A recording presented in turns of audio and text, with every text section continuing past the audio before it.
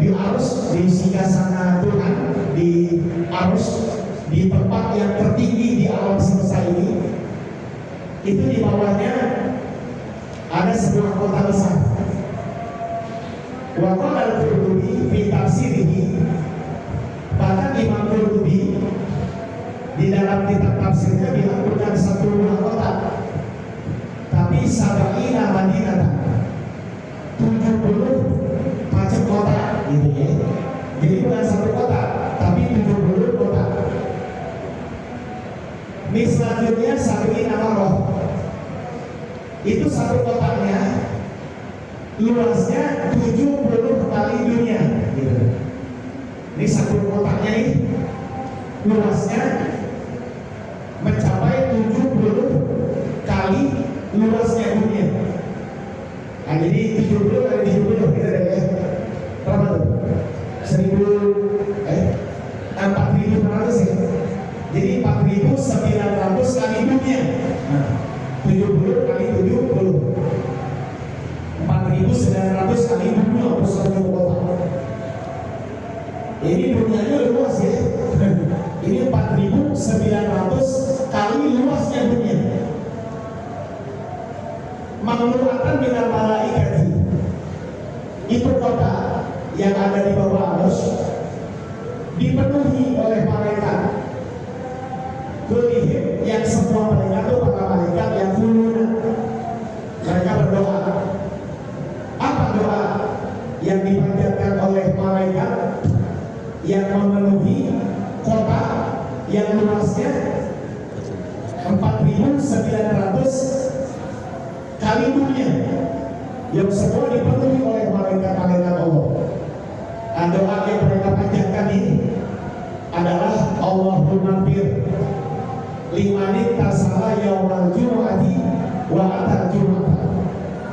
Ya Allah, ampunilah setiap orang yang mandi pada hari Jumat dan juga berangkat mengerjakan sholat Jumat. Bukan mandi doang, bukan mandi doang, mandi di hari Jumat dan niat berangkat untuk mengerjakan sholat Jumat, itu maksudnya. Nah, ini didoakan oleh para malaikat agar mereka semua mendapatkan apa? Ampunan dari Allah. Ini luar biasa pahala ampunan yang dipohonkan oleh para malaikat yang tinggal di bawah arsy bagi mereka yang sebelum berangkat mengerjakan sholat Jumat ini melaksanakan apa?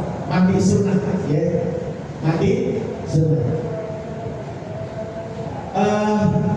Kesunahan Nabi di hari Jumat itu mulai berlaku sejak subuh, ya, sejak terbitnya fajar subuh, masuknya waktu subuh. Nah, itu awal waktu disunahkannya kita melaksanakan mandi Jumat. Beda dengan mandi salat Idul Fitri dan Idul Adha, itu kesunahannya sudah tengah malam karena pelaksanaannya pagi kan. Makanya kesunahannya itu sudah berlaku sejak tengah malam kalau ingin melaksanakan sholat Idul Fitri dan Idul Adha. Nah, tapi kalau pelaksanaan sholat Jumat itu kesunahannya sejak masuknya waktu subuh. Wa qala sallallahu alaihi wasallam, dan Nabi sallallahu alaihi wasallam bersabda, innal ghusla yaumal jumu'ati la yasilul khataya min usuli syari istilalan.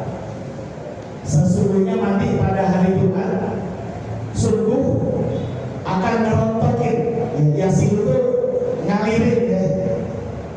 Ya, di sini kita terjemahkan dengan terjemahan bebas, ngerontokin dosa dari pangkal rambut dengan serontok-rontoknya, gitu lah maksudnya. Istilah dengan serontok-rontoknya. Jadi kalau kita mandi pada hari Jumat, Allah akan rontokin ini dosa-dosa yang ada pada tubuh kita dari mulai tempat tubuhnya rambut kepala sampai ujung kaki. Jadi semua dosa yang ada di tubuh kita dirontokin oleh Allah Subhanahu wa taala disebabkan kita melakukan mandi pada hari Jumat. Jadi dari hadis ini sebaiknya kita jangan meremehkan mandi Jumat ya. Jangan meremehkan mandi apa? Jumat. Jadi sebaiknya kalau ingin berangkat melaksanakan sholat Jumat, kita harus melaksanakan salah satu kesunahan di hari Jumat, yaitu mandi. Kalau dalam madhab kita Imam Syafi'i, mandi Jumat hukumnya sunnah. Tapi kalau dalam madhab Imam Hambali, mandi Jumat itu wajib. Karena Imam Hambali berpegang dengan hadis ghuslu yaumil jumati wajibun ala kulli muhtalimin. Begitu. Hadis pegangan Imam Hambali. Mandi pada hari Jumat wajib bagi setiap orang yang sudah memasuki usia balik. Artinya bagi laki-laki yang sudah mencapai usia balik, maka dikenakan kewajiban untuk melakukan mandi di hari Jumat. Dengan hadis ini Imam Hambali berpendapat bahwa mandi pada hari Jumat hukumnya apa? Wajib. Tapi kalau madhab kita Imam Syafi'i cukup sunnah. Tidak sampai apa? Wajib.